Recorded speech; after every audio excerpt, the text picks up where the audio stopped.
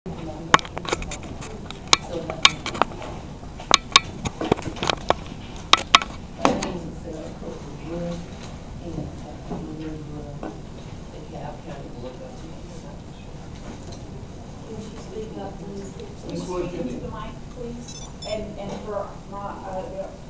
board members, if you'll pull the microphone toward you when you ask any questions as well.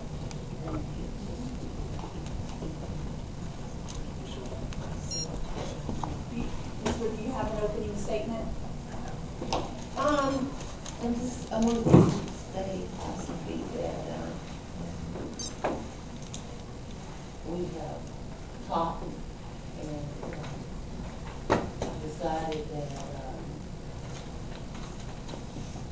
agreed to follow all of the stipulations made by SACS and do the best we can to fulfill those and resolve those.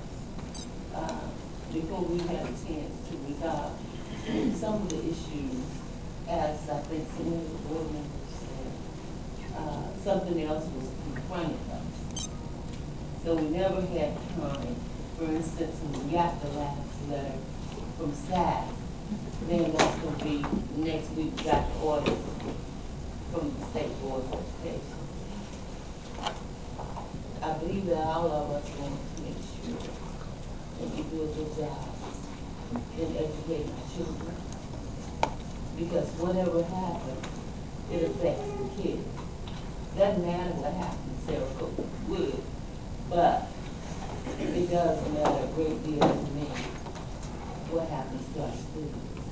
A lot of our students have worked very, very hard and have acquired scholarships out of the state for which they are deserving. And I would like to see them able to prepare for a better life and to reap the benefit of their hard work. Question for Ms. Wood. Ms. Wood, how long have you been on the DeKalb County School Board? 12 years. 12 years. Because in your statement, you just said some of the issues in SACS to say it was before you had a chance to resolve or deal with, or before you had time to resolve or deal with. During your time, 12 years, and stick to that consistent line of questioning, why haven't you been more focused on resolving these issues? These issues, as has been said, we have never been in this position before. And therefore, we have gotten reports from the state, audit from the state, which I really appreciate. And so, and there have been a lot of things that any of us could have done better. So if you ask me why didn't we address these issues, they were just recently presented to us. And we thought that we were working them out when we would go to Alpharetta, Georgia, to meet with Dr. Elgard almost every month. The report was just submitted to you. These issues didn't just happen. Is that an accurate statement? No, I don't know how to answer you because I answer you the best I could. Thank you, Ms. Wood. Ms. Wood, have you participated annually in professional development that was required as a local board member? Have you participated annually in local board member training that was required annually? Yes. Every year since you're coming on to the school board? Has that been helpful to you in seeing what a high-functioning board would look like? If you ask me, could I equate that with whom? with other boards or taking training, you're not compared against anyone. The training is unilateral for all. Thank you, Ms. Wood. Any other questions for Ms. Wood? Ms. Wood, would you please tell me who you represent? DeKalb County Board of Education in the county of DeKalb. Thank you. Mr. My Mason? previous question. Prior to SACS visiting the district, were you aware of any issues of culture culture within your board that you felt needed to be addressed? That aligned with the findings? Well, of course, we try to better ourselves. That's why we were meeting in Alpharetta almost every month to get some tutelage from Dr. Elba. We want to do the best we can, and we strive to do that. That's why we all consented to the items that were spelled out that it said that we need to improve on. What specific item or items did you agree with the most? I wouldn't say there's one that I would agree with most. Is there one that you disagree with the most? No.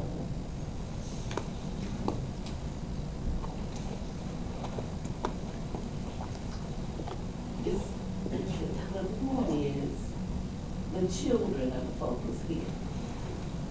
It's not me, because I have lived my life just like we all have that are adults. But I would like to see our children have a chance.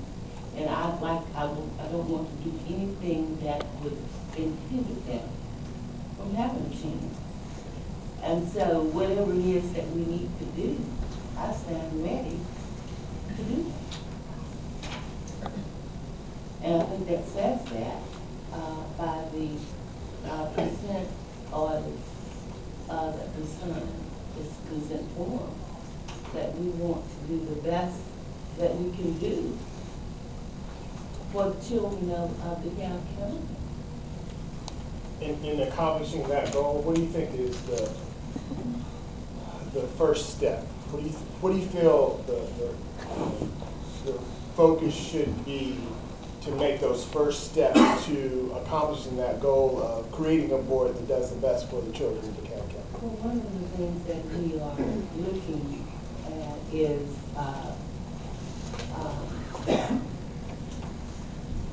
hiring someone who's an expert in government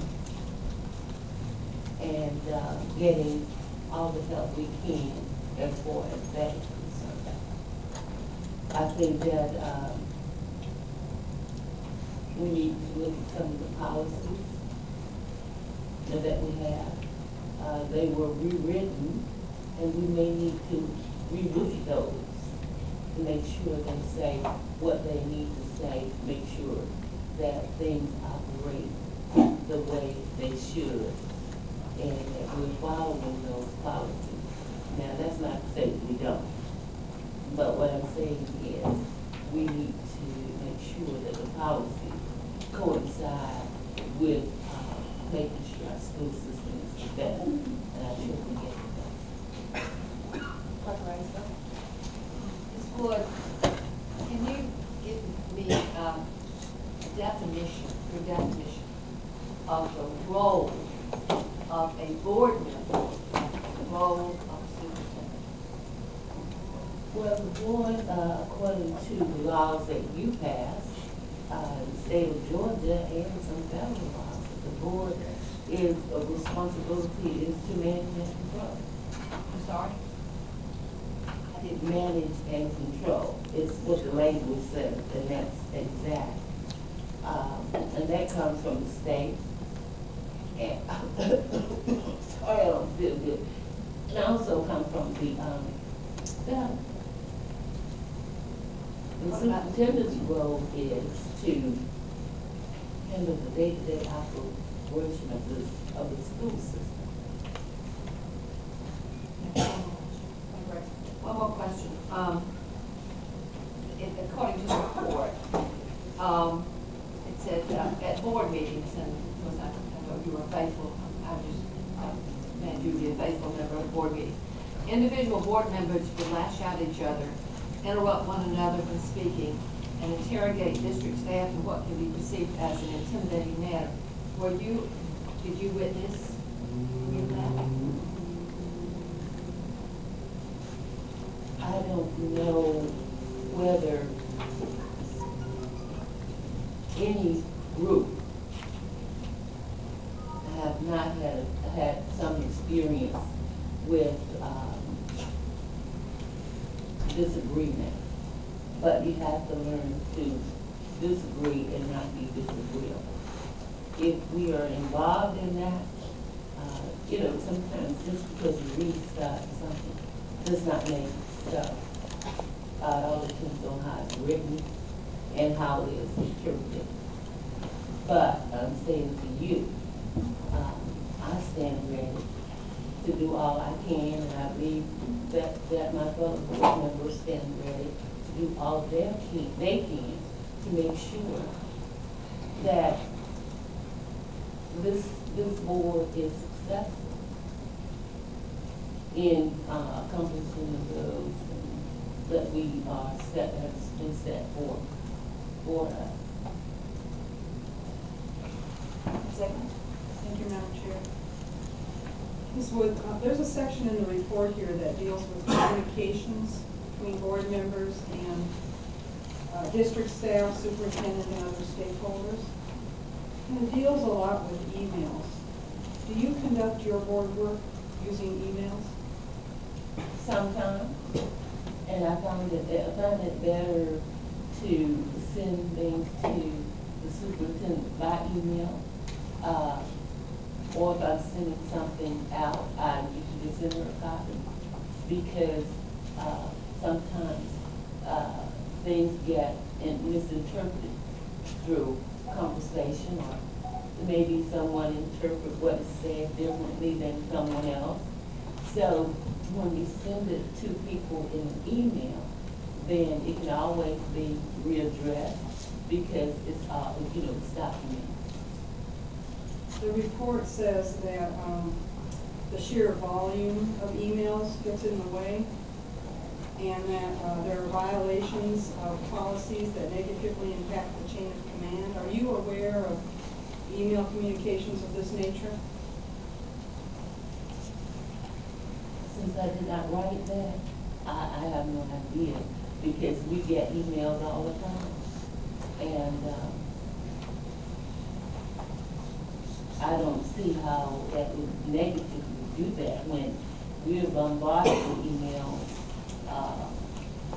all the time, and that's the way, because when you are busy, you can respond to email, whether it's 1 o'clock, 2 o'clock, but you can't always stay on the phone all day and reach as many people who's trying to contact you. Or if I get an email that has to do with anything school related, I always send CC the superintendent and her secretary on those emails. As an example, if you were to receive communications from parents in your district who had a concern, how might you handle that communication? I usually say, thank you for your email, and this falls under I'm saying this to my fellow board members and to the superintendent, because this falls under her purview. And if you read mine, I'll say the same, and that's the way I feel, because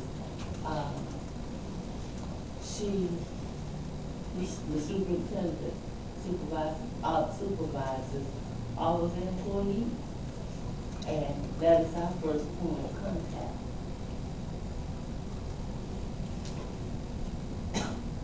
Other questions for Ms. Wood? Thank you, Ms. Wood.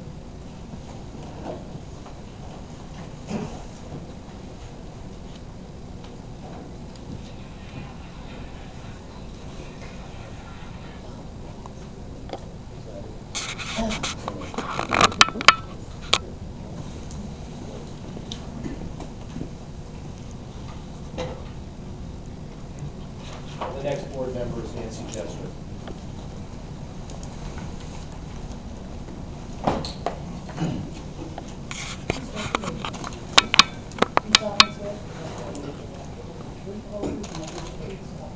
Thank you. Good afternoon. Thank you for having me. So I'm the mom of 3 kids in elementary school, and they go to public school in DeKalb County. And when my first child was the only one I had in elementary school at the time, that's when I decided to run for the board. I ran because what I saw at the time in 2010 was what I called the twin deficits at that time. We had credibility deficit with the community, still have that. And we had student achievement deficit, still have that. I saw as a citizen and as a parent, I just felt like I had to get involved in reforming those problems because while I'm the mother of my 3 Jester children, I don't have the opportunity to give that level of attention to each child. And I worry about the world they're all inheriting. So I thought, you know, this is a way to help affect that because I want to be able to tell my children I did what I could to make sure you have a stable world, educated world, a prosperous world where everybody felt they had opportunity. So I ran for the board and I was fortunate to win and I appreciate the privilege to serve. I brought with me the thought that we had these twin deficits. When I came to the board, and you start peeling back the layers and becoming part of the entity and learning what your packet looks like, what you're reviewing, would peel back more layers, and I became very well aware of the developing budget crisis that really set my hair on fire, I thought, at the time. And I did alert my board members to it. I spoke at almost every single board meeting about it. I received some support, some, you know, mostly it was just kind of calm, silent running. This goes over from another administration into the current administration. I saw what I considered deceptive budgeting practices, certainly unsound budgeting practices, and I began to look into that and ask questions. This dovetails into some of the questions you've asked about what kind of training we could have that would be better, that would help us. I have some thoughts about that, and I'll get to that in a second. But when I would ask questions, I would be misled by staff. And I have the dates and times, you can check the tapes. I would often ask about why we were over budget on this item or that item, those explicit items that are mentioned in the report. That comes from me, that comes from the work that I did on those issues. And I got answers that demonstrably were false. I was often told, well, it's a weather issue, but it couldn't have been a weather issue because our expenses in those areas were remarkably consistent over 5 and 6 years. So I didn't understand why you would budget so much lower than what you knew you were going to have. And I didn't get a lot of traction on the board for that. So we progressed, we have a new administration, and I will say this is one area where I know going forward I'm feeling more confident about the board and the administration. I will give kudos there. Our fiscal year 13 budget has realistic assumptions in it, and I give credit to the new superintendent and her new CFO. So we have a new financial team that I think they're professional. They seem to have an understanding of this. The budget is reality-based. Whether any one particular item is something I like or don't like, the budget is reality-based, and it's not built to have these sort of deficits eat away at the accumulated reserves that have been built over the long history of the district. So what the report didn't say, and I wish it did say, and it's another area where we are improving, but it should have been stated that we have been operating on a cash basis of accounting and reporting to board members on a monthly basis, and this is very risky.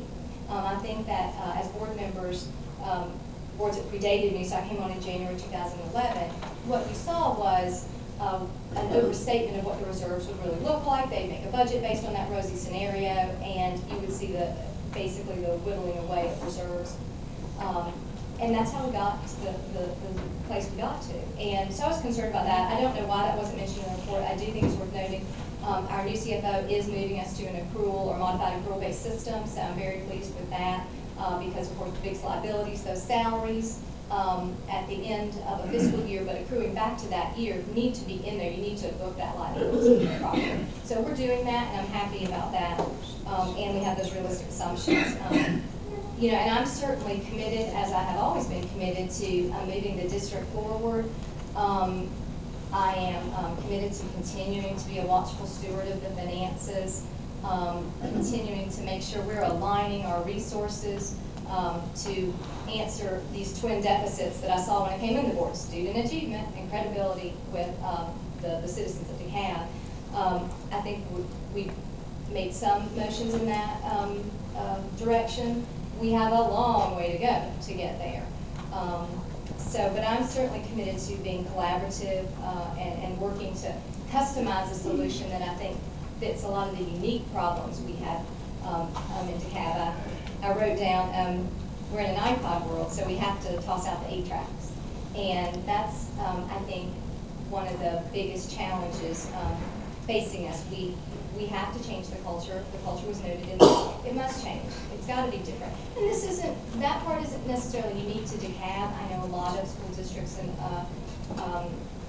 you know, are struggling with making these changes too, but it's particularly profound here, and it's just really highlighted by the fiscal challenges we've encountered and faced. Let me see, I have my notes, going over my notes here. So in particular, I'm struck by our graduation rate. And this is a state issue as well as a DeKalb issue, and the new calculation methods laid bare where we are, and it's particularly profound in DeKalb. So I'm definitely committed to that because I think to not urgently address it is inherently leaving not a stable and prosperous environment for all of our children. And I'll just go ahead and answer a question that that's been posted to several of my board members about training. What kind of training would help? We started actually to have this type of training, and we only had one session of it. And I always wondered and I asked her, we need to do this again, which was training cross-pollinated with staff. We've had a lot of board training, we've had a lot of leadership training, we all do our GSBA things, but part of the problem is rapport building with staff, because we do have a situation where we have had staff, like I said before, I mean, I've had staff give me inaccurate answers. And so we have new people in, and you're trying to build a rapport, but you're also dealing with the history. They may not realize the history and the credibility issues that when you're coming from out of state, you're a new hire. So we have to address those credibility issues, and that means sometimes we do have to ask, we have to go through this process of building this rapport so that the public can see and we can feel comfortable about the credibility the new staff is bringing in, which I do see, and especially with the financial report. So I think that cross-pollinated training with staff, we did one session of that. I loved it and found it real insightful and gave me some interesting understanding of staff members, and I think we need to do more of that. So that would be my answer to that question, not just generic leadership training or, and possibly cross-pollinated with financial management, because I realize it's hard to read budgets. It's tough to do these things. That may be some people's bailiwick and just not others. So I think some training there specific to our budget and how we report would be very helpful. The superintendent did have a meeting where she brought in the state auditors, and I thought that was very illuminating, and it solidified some of the things I had thought about the auditing process and what it did recognize, and why some folks felt a little bit more confidence about the audit reports than maybe they should have. And but again, I think training would help that, but the cross-pollinating of staff and board training would be helpful. So that was just I wanted to talk about that question. So again, I'm fully committed to continuing to be watchful of what we have really are 3 deficits now going, I think, in DeKalb, and mindful to remedy those situations.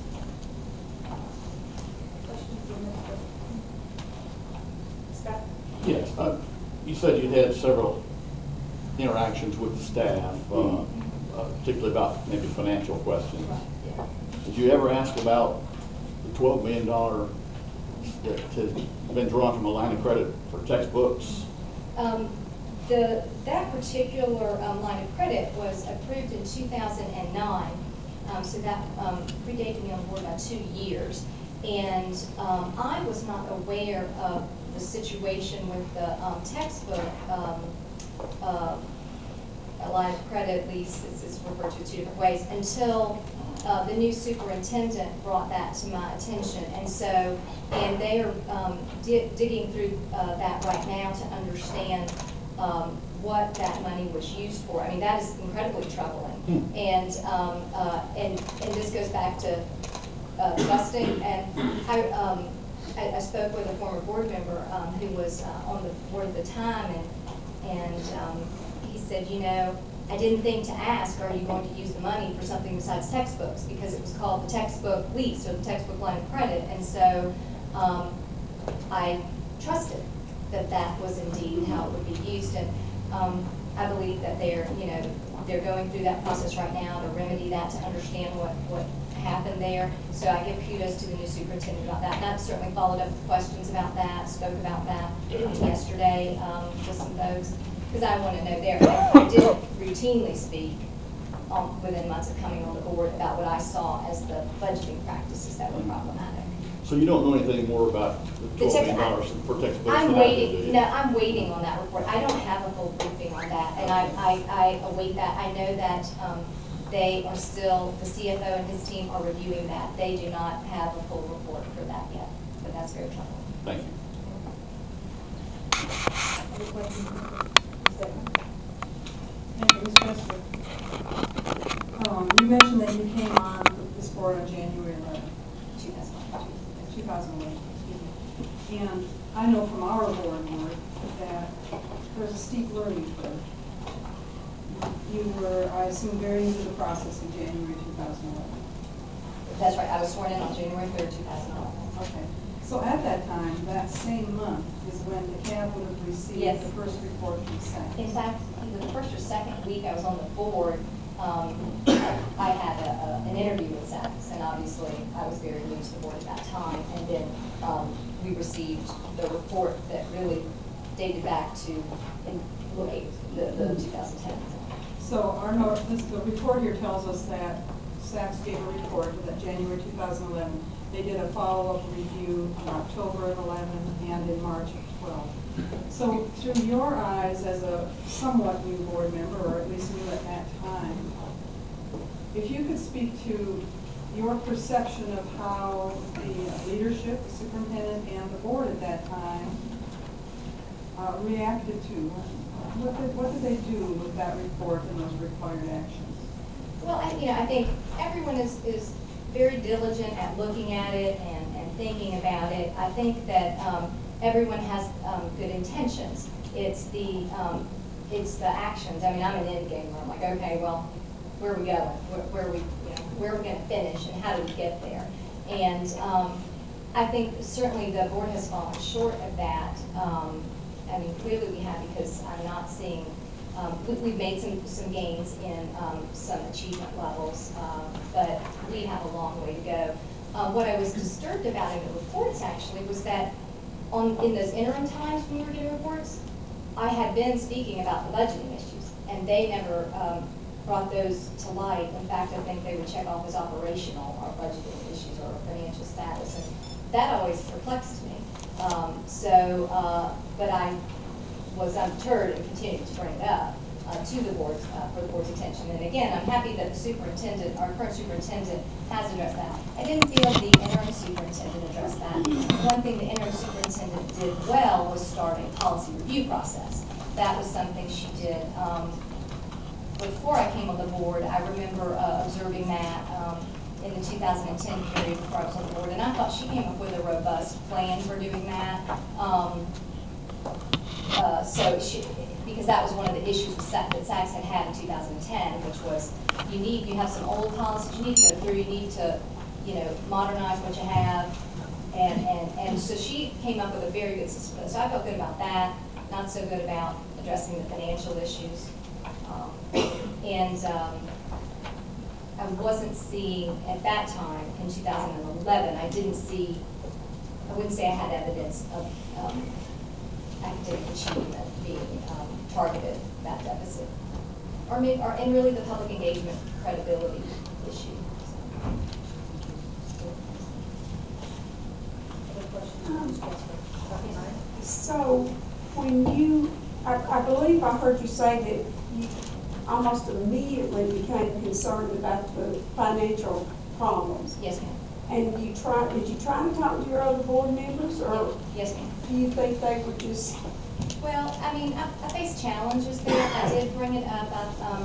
It was, it was clear to me, and I tried to explain why I believed that it was clear, and I wasn't successful at convincing a majority to look into that, or the staff perhaps either at that time. We have the new financial staff at this point.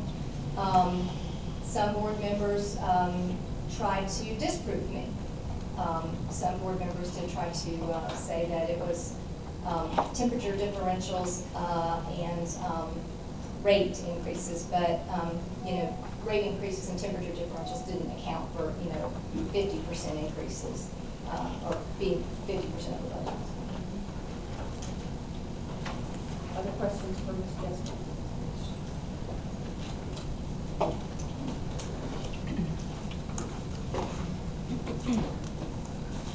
Thank you.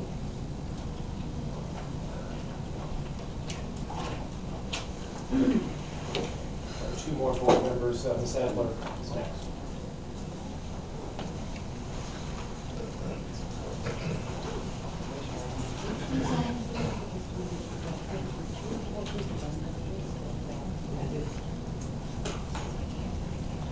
Hello, Madam Chair, Board.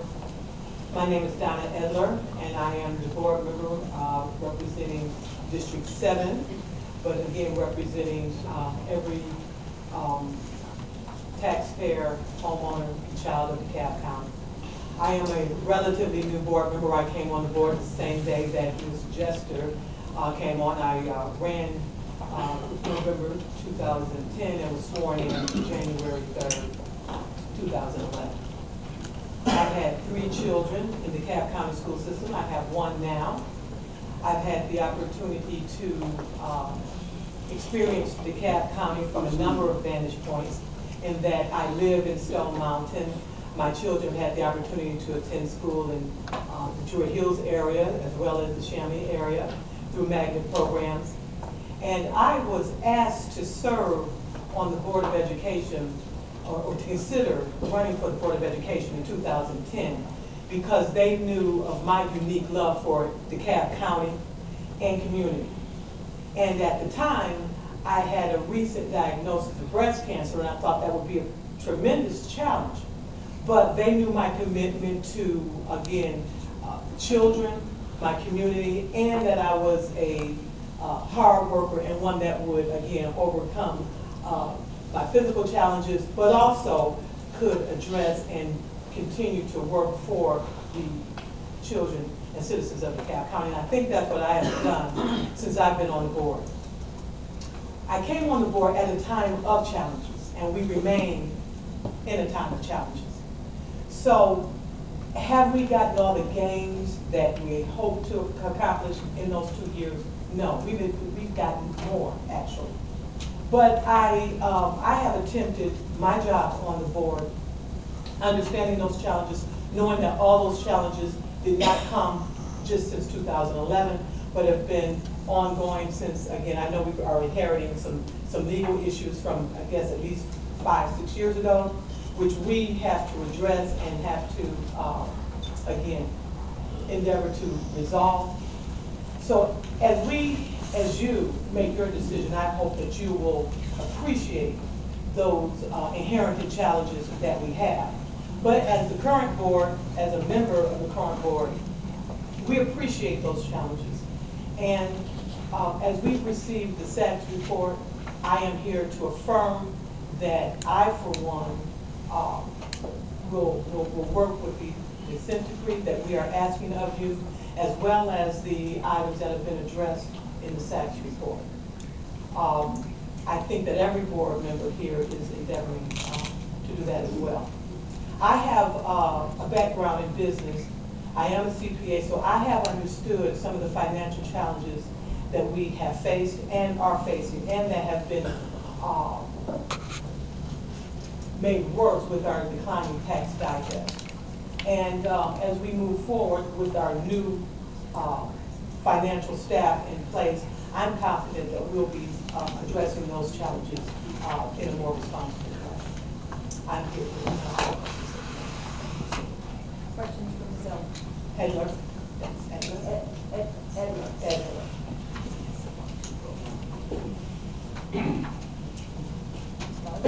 Ms. Edler, I've asked this question of each board member. Have you participated in the annual required professional development? Yes, I have. Is there training that you believe you need in addition to that? I think that we can utilize training now and forever, and that's why we have annual training. And in as much as training is a continuum, I think that we will always benefit out there. When you indicated that you came onto the board in 2011 at the same time Mrs. Jester came onto the Yes. board. Did she talk with you about, were you aware as she talked to the board, and did you understand what she was talking about with regard to her financial concerns? Yes, and I think that the board in total had some of similar concerns. Again, how much board members are vocal about them would be another question. At the time, I believe we approved the board, a 2011-2012 budget. I think we were a unanimous vote on that. I'm not sure, but I believe that we were. Again, coming on the board at that time, we did rely on the administration. Yes, soon we found that as we began to get the monthly reports, that yes, we were out of line in the areas of some legal fees, utilities. So the question is that each month, in my opinion, that we have under budgeted, and it's obvious that we have. The question is, what do we do about it? How do we begin to make changes to that budget? One of the things that I did, and I was on the budget committee when I came on the board, was to request of the administration, and just allude to the fact that yes, we were on a cash basis of reporting. With a 2-month, not only was it a cash basis, but it was a 2-month lag. So couple a 2-month lag with a cash basis of accounting, you are getting very much, not accurate and not the most up-to-date information. There was a request by me and again, our budget committee at the time to again change that and get more up-to-date information. One, beginning with an accrual based on accounting, which is the minimum. It did take some time for that to happen. Actually, that did not occur until we engaged and hired a new superintendent, who then engaged and hired a new CFO. Shortly after that time, we did get a accrual basis of accounting, and we have reduced that lag time by 1 month. I have also endeavored to get that lag time even reduced to a rolling estimate, where you have the most accurate information to whatever you have for the last week, 2 weeks, and then give an estimate between the revenue time that you have to report, and I believe they are working on that. Other areas, you also mentioned some training that you might recommend. There has been, I believe I've even mentioned this on the floor, where we've recognized some challenges in reading of financial reporting. I've recommended training in the area of financial statement analysis. I think that the board can always appreciate and enjoy that. Can we have some clarity on the structure of your board? You said you served on the budget committee. How many committees exist internally in the board? Well, as of 2013, there was no standing committees at this time. So if you want to go back into time in 2011, I believe there may have been 4 standing committees, policy, instruction, budget, community relations. How many of the existing members were on the budget committee with you? 4. There were 4 existing members. At that time, there were At that 4. time. And how soon were you alerted by Mrs. Jester that she was seeing something also? Did she bring that to the budget committee? It was brought to, on the board floor. On the board floor? Right. Okay. And I guess the attention to that, then it feels like it sort of sat and was not immediately addressed. Well, I believe it was addressed. Okay, tell me how. That when it's addressed on the board floor, which is where the board does its business. And so she brought it up, or whoever brought up the board, the committee, et cetera. It was brought up, it was brought to the attention of the administration. And again, I'm not sure what you're asking in terms of what the board can and would do. But the board, again, conducts its business on the floor, and then the administration tends to address any other issues. As we are moving into today, and our last budget cycle, we've hired, again, a new superintendent, a budget, a CFO, who has endeavored to meticulously work on our budget, almost from a modified, zero-based model, which again has brought us to this point with a budget that we can, have some choice. Why was the decision made to eliminate your committees? Well, that's been some of the input from the community, from SACS, and amongst the board members for some time. We've had some input on, the improvements on some of our committees. And so, particularly that being an item that was brought up in the SACS report, that was something that we could address immediately. We chose to do so.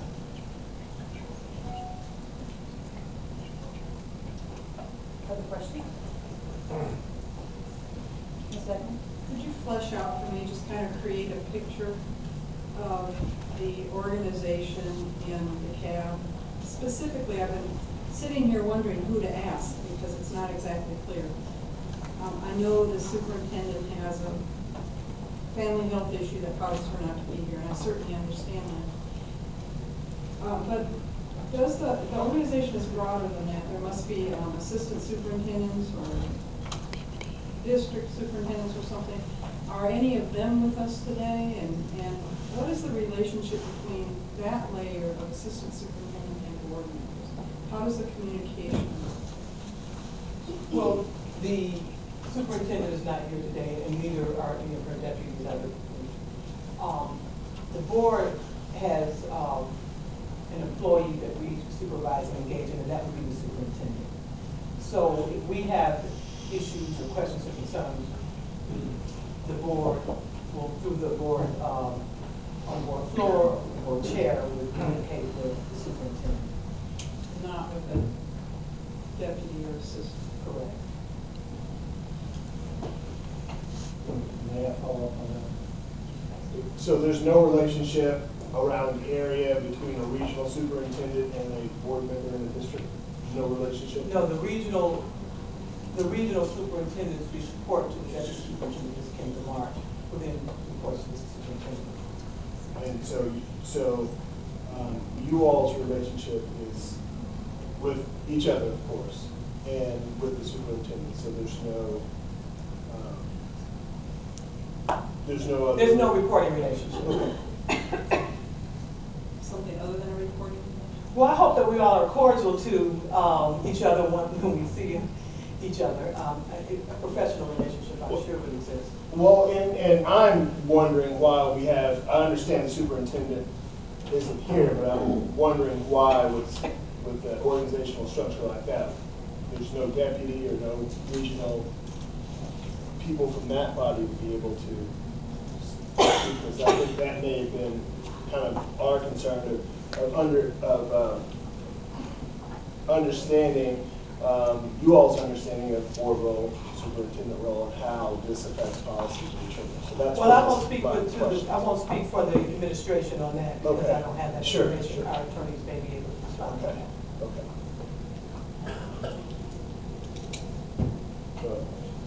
Any other questions? I'm sorry, let me shoot. No, I'm good, thank you. Thank you. Before we get to Mr. McMahon, I will just note that the notice requiring attendance here today was directed to board members, not to any staff. Our last board member was Mr. McMahon. Madam Chairman, members of the, Do solemnly swear that the language you got here, the truth, the whole truth, and nothing but the truth, so help you God. I do. Thank you for being here, for advocating for better education in the state of Georgia. We have a commonality. You're just charged with a much larger demographic population than we are. But we got 98,000 kids that we're looking after. A little bit of background on myself. I'm a third-generation native Atlantan. A few of us still left. I'm a graduate of Atlanta Public School System. My father also is a graduate of Atlanta Public School System. My wife and I have lived in DeKalb County for the last 20 years. Our children for the last 7 and 5 years respectively have been students of DeKalb County Public Schools. I felt the need to serve, felt that I could help improve the quality of education in DeKalb County. So I'm definitely not a politician, but I am a parent. And as parents, I think we all want what's best for our children. So last summer, with the approval of my family, they gave me their graces to run for the school board. And I'm here. So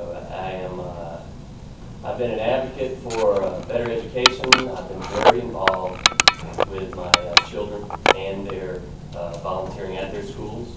I've had to remove myself from my local school councils and PTA affiliations based on my election to the board. But unfortunately, they're in good hands. And so now, as a school board member for DeKalb County Schools, I look forward to being part of the solution that helps improve the academic instruction for all the kids in DeKalb. I'll be more than happy to answer any questions that you have. Open it up for questions. Ask my usual.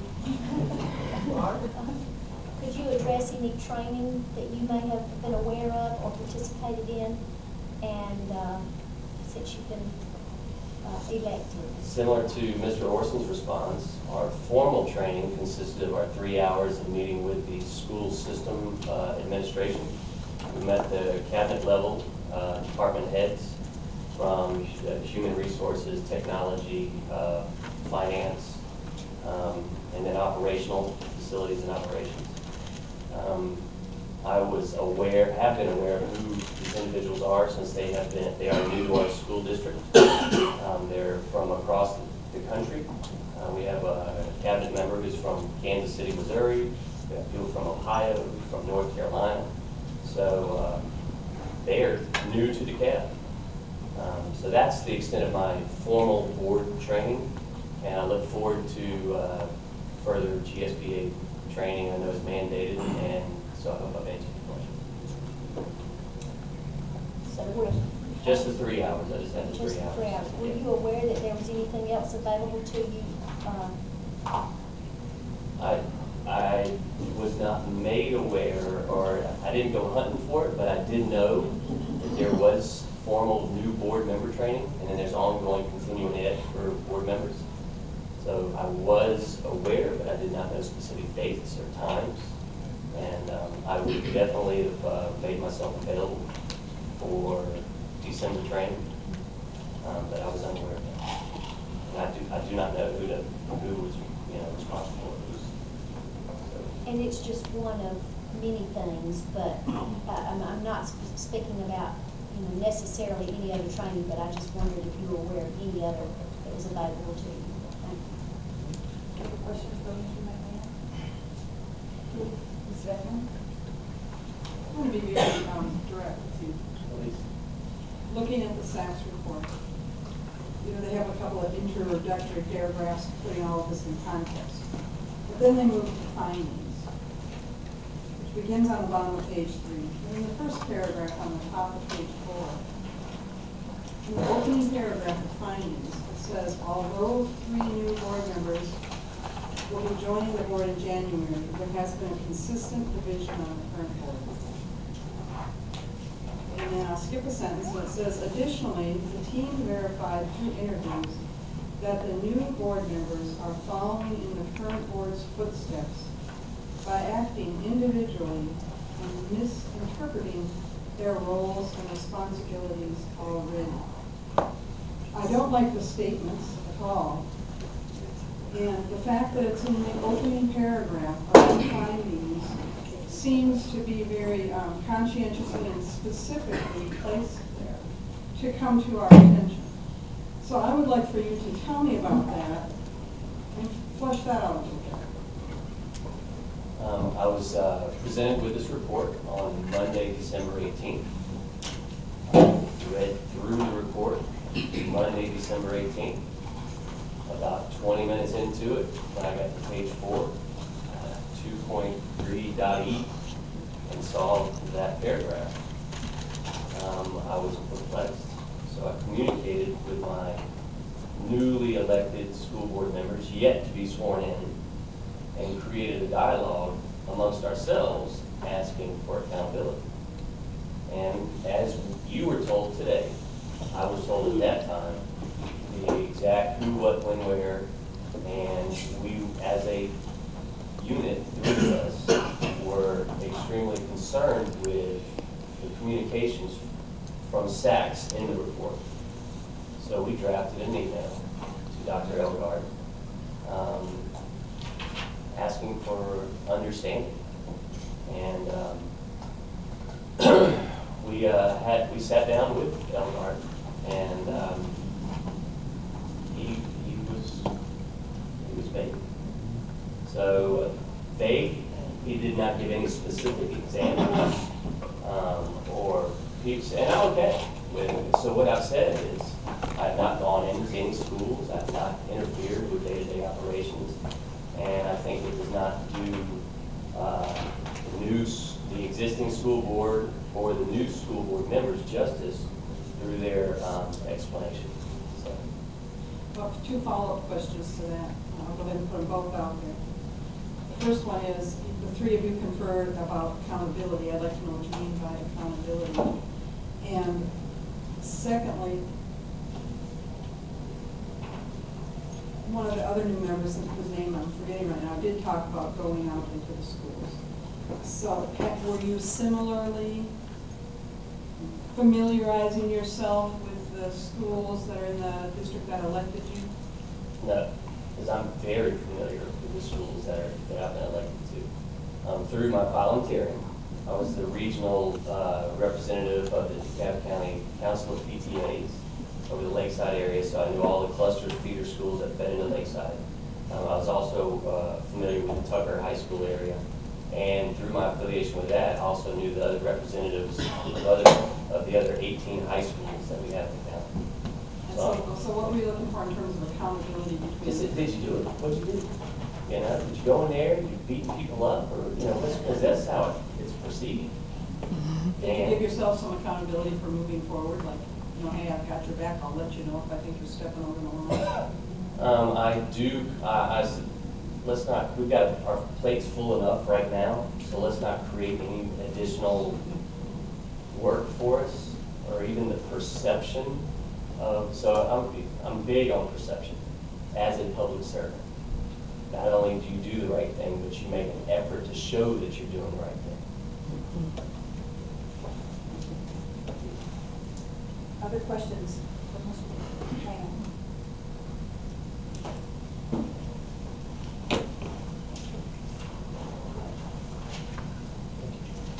Thank you for your time.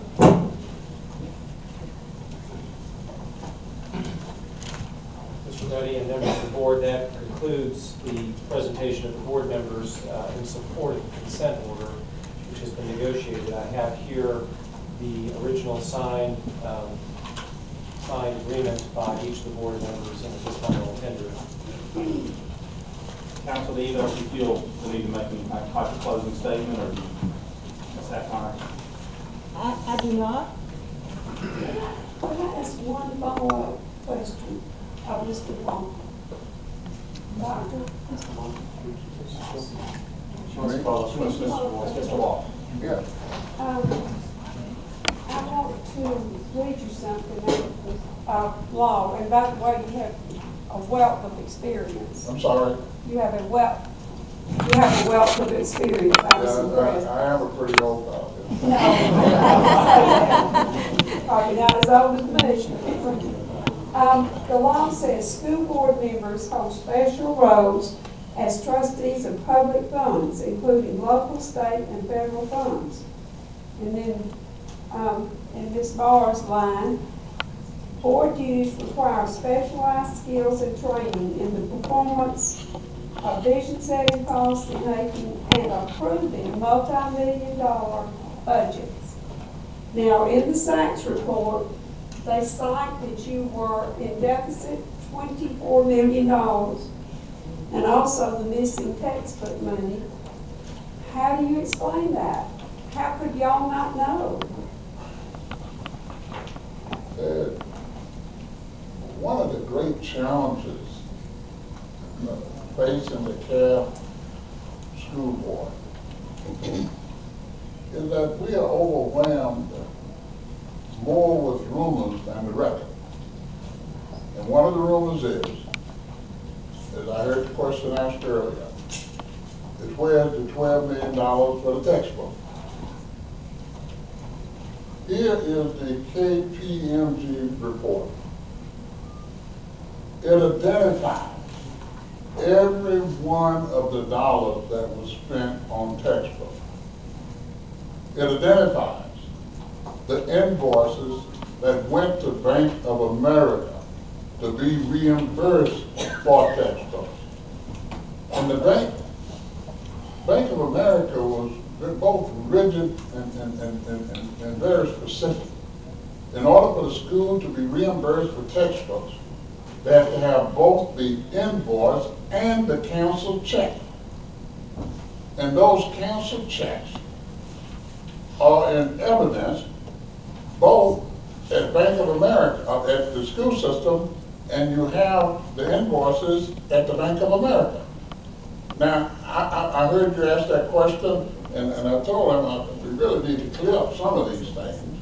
I would like to send to each one of you the item that was passed by the board involving the $25 million lease, the specific expenditure requested by Dr. Beasley for the spending of that money, and how the receipts can be identified. So these monies can be accounted for. Why people keep saying that you don't know where $12 million is or it disappeared, it's befuddling to me. But more important, it becomes mean-spirited. It gives the impression that you lost a large hunk of money and don't know where it is. Let me reassure you, that's not true. And I will share that information with you. And the deficit wasn't true either? Oh, now we have one. Yes, ma'am, that is significantly true, unfortunately. We do have one now. But for the past 3 years, and you are with the state Board of Education, I have considerable confidence in state auditors. I go on the basis of the record. If you look at our audit in 08 and 9 and 10 and 11, and the auditors account for the money. The audits are clean. But when we brought in our new superintendent, our budget was set for the year. But we brought in a new superintendent with new ideas and spending money and with no new checks for money, the spending apparently got out of control. So now as we come into the new budget year, we start off with a significant amount of money we're supposed to spend more than we take in. And that's the shortfall we're trying to get a handle on so we can address it for this year. Madam Chair, I'm hearing noises from the audience. I'm sorry. Seeing, not you, Mr. Walker. I'm hearing noises from the audience, and I'm also seeing behavior in the audience that's inappropriate in this setting. I just wanted to make you aware of that so that you could make a statement, please. Thank you, Ms. Bars. I would ask that everyone refrain from making any gestures or comments or talking during the hearing. I didn't hear anything, but your ears must be better than mine. But I would appreciate everyone refraining from making any faces or gestures or comments that during the proceedings, please. Thank you.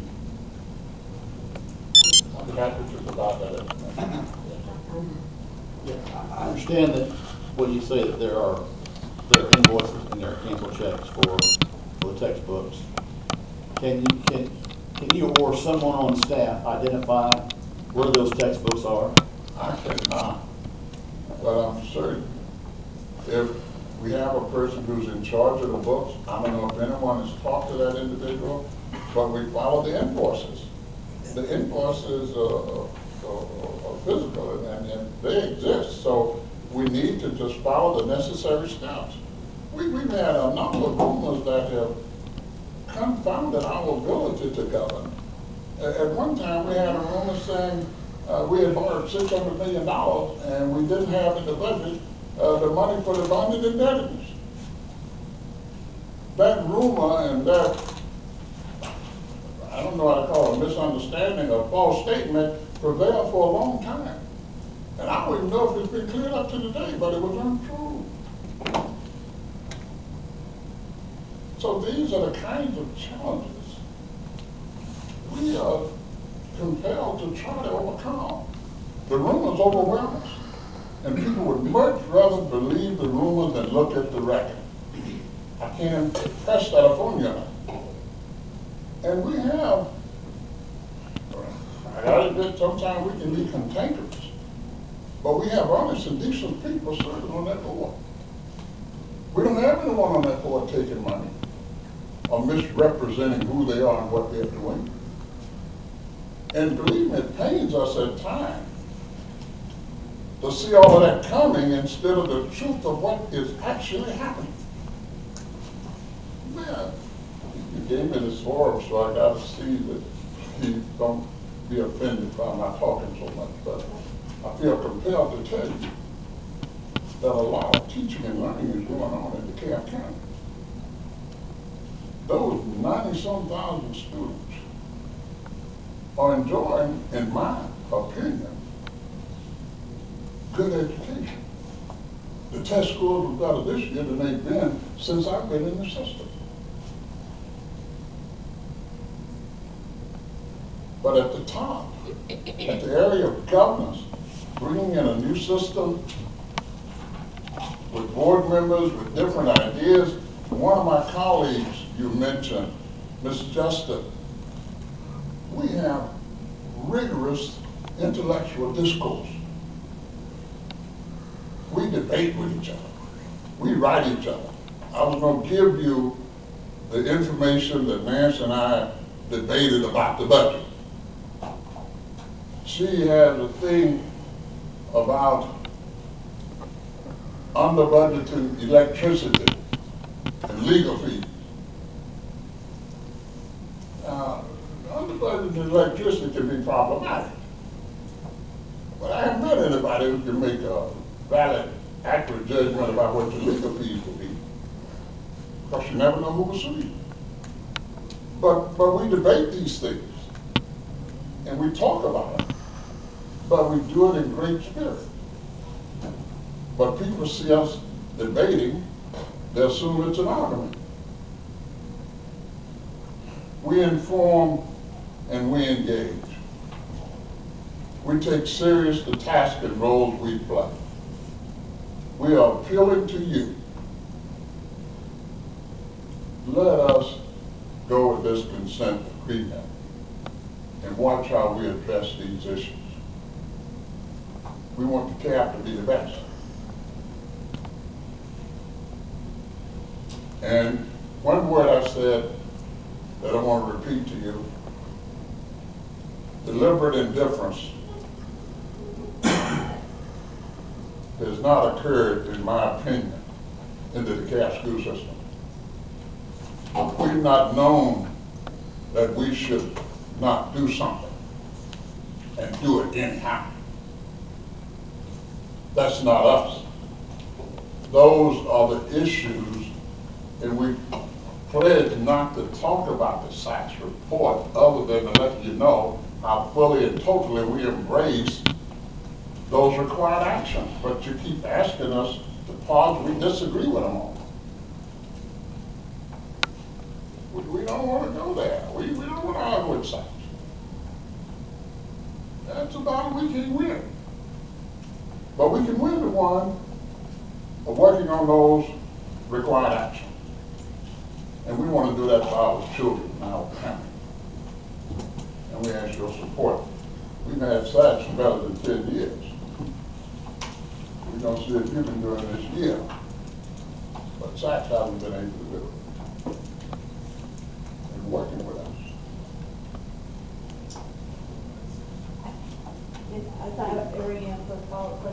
I just have to say that I had an opportunity to speak to GSBA on board governance. And I just want to plant this little seed that unfortunately when you get put on probation with SACS, that the bad thing that happens with that is all the good that you're talking about that is done in the system is sort of erased, you know, because of the problems that are existing. And so, you know, I just want to say these issues that we're talking about and textbooks or whatever, you know, if you've got a paper trail, those should be, a paper trail should be immediate, sort of like your checkbook. You write a check and the next month, you know, sometimes within a time. So I just caution you to be aggressive in taking charge with some things and remembering that when you get to this level, it's pretty serious. It's really serious. And that's what I told GSBA. And all the good that's done, unfortunately, has a little eraser mark there because it's smudged by these things that we're having to deal with now. So may I call to your attention one more thing? I really appreciate what you just said. We desire to be aggressive. But in our efforts to be aggressive, they get construed as if you're micromanaging or infringing upon administration. I call your attention to the letter I wrote seeking information in that report. I was seeking information based on a policy that we put in place. And I became very persistent because I want to know where every one of our tax dollars go. And when it was slow coming to me, I became adamant about it. Look at it.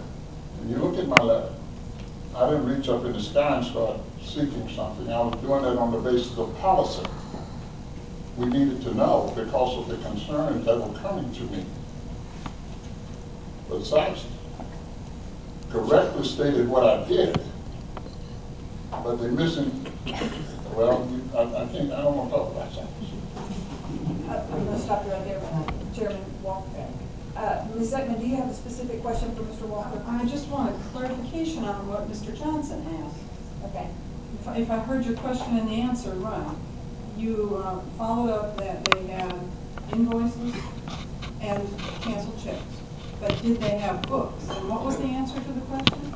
Look, I personally do not know where they are, but I can assure you that we have a person in charge of books. And I don't know if anyone has talked to that person or not. I do not know. The way they're reporting the money missing, I know they didn't talk to the people who can get them the receipts on the money. So given that, I'm certain they haven't talked to the person who can tell them where the books are. I just don't believe some $12 million books disappeared from the DeKalb County School System. They've been paid for and paid for legitimately. And you wouldn't know that though unless they were received. No, ma'am, I don't. That's not the level in which the board operates on. That we don't go to schools to check to see if the books landed there or if they're in the warehouse.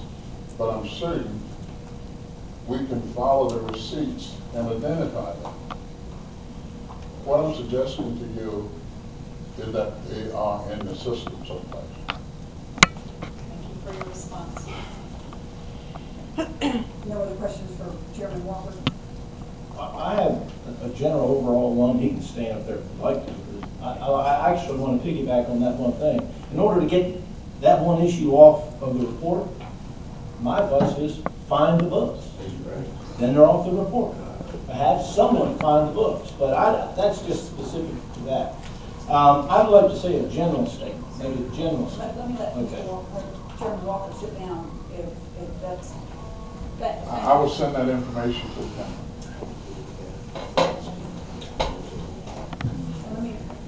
If you're making a general statement, I think it's probably appropriate in discussion. Okay, I was general towards all the board members. Oh, okay. Okay, that's why I kind of refrained from asking specific questions.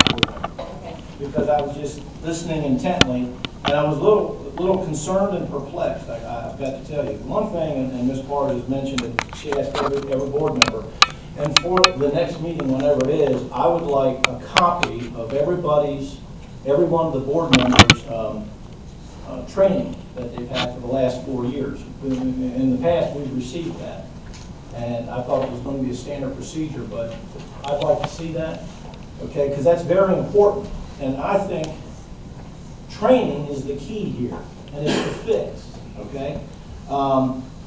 Everyone said they've had the training, and if they had, it didn't work. That's obvious, because we're here. You can't deny, SACS is an independent reporting agency.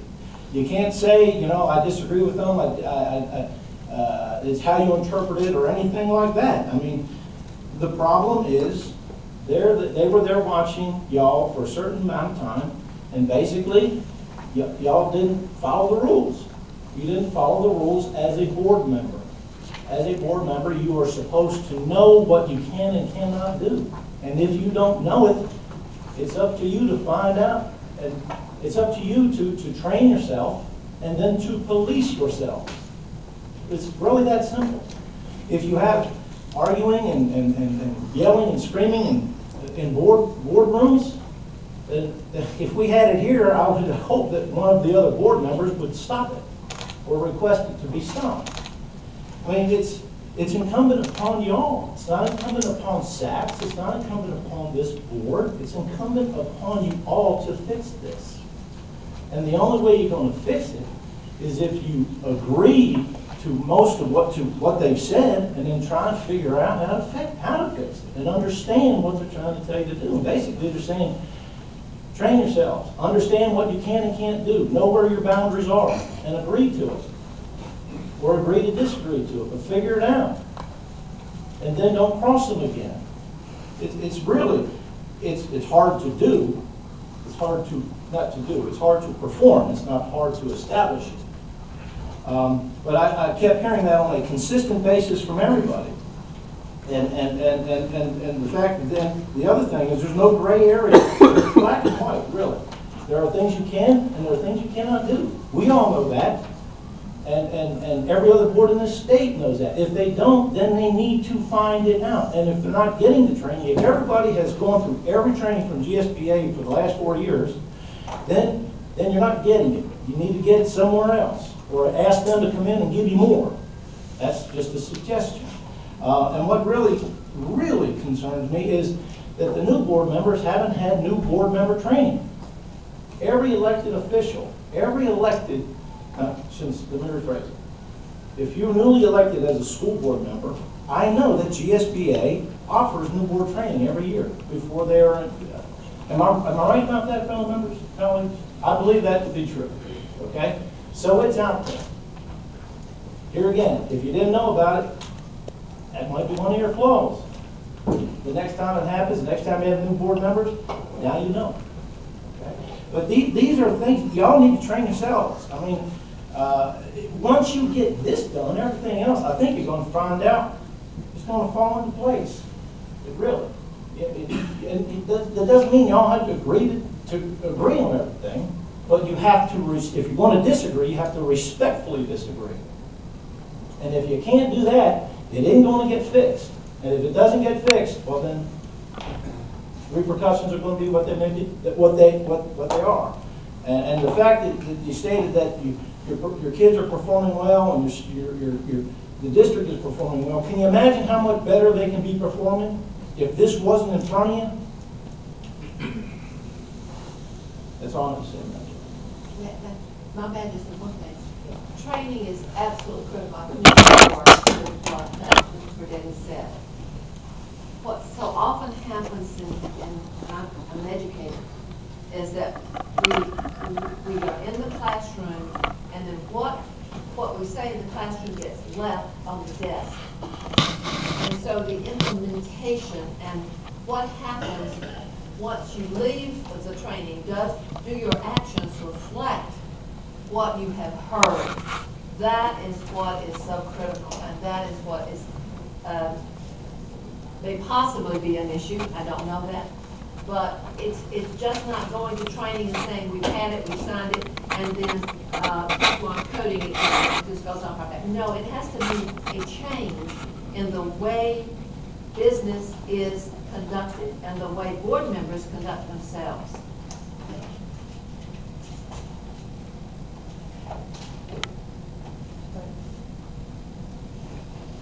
Mr. Sestani, do y'all have anything further at this point? I believe Ms. Ackmeyer said she was fine. No, Mr. Reddy, other than to, again, emphasize the modest proposition we put in front of you, which is very aggressive and I think short-term, highly regimented time frame for addressing these actions. In fact, more advanced, as Ms. Ackmeyer pointed out, than the SACS itself is required. So we will rest on the statements of our board members and on the commitments made in that consent order, and we ask that people would approve. Thank you. Thank you, sir. At this point, I'll open it up for discussion. You have a consent order in front of you that has a time frame of April 30th, and you have several items to be accomplished before April 30th. At this time, I'll open it up for entertain a motion and open it. I'll make a statement, I'll follow it up with a motion, and we can have discussion on it. Mr. Testani just proclaimed it's an honest proposition, and I believe it is an honest proposition. The consent order, I think, is very well written, and there's a lot of good things in there for the students of DeKalb County if they're accomplished. My problem with this is the issues that have gotten us here to today have not developed overnight. It was mentioned by one of the board members that this is a perfect storm, and he's correct. But the problem is it's been building on the horizon for a very long time. Another member mentioned that the students of DeKalb have been taking a back seat to adult issues, and that is the case for a very long time. That bus didn't roll into town with this SACS report. I asked several of the members why there wasn't any sense of urgency to deal with this, and I in my opinion and my feelings, I never got a good answer to that question. I am sympathetic to the new board members. The law that we're dealing with here today, and the reason we're here today, the law does address, has certain provisions in it that allow for removed members to petition the governor for reinstatement. That provision is in there. Everybody has that right of anybody that's removed. We do not have the ability under the law that we're dealing with today to pick members. It's an all or nothing. Ms. Harkmeyer's comments were very accurate. We have been through this 5 times. And what I'll add is they are all unique circumstances. As we can reflect as board members back on every one of them, there have been some doozies and they've all been different. And they are different circumstances, and we have to treat each one of these individually and address the concerns of that. And the terms of this consent order are different because of this situation is different, and it is so critical. You know, with that, I do understand and due process. And I am sympathetic to the this happening over Christmas. Legal counsel was just really appointed. council probably heard much of this for the first time today. I am sympathetic to that process, and that's really what brings me not to really honestly want to have a vote on this today because of due process. We do not have the privilege of deliberating on this in private among our board members, so we have to air out our feelings in here in public, and that's okay. And I'm just throwing it out to my fellow board members. I would be amenable to, and I'm going to throw it out, I'll make a motion, to extend this hearing to our February board meeting.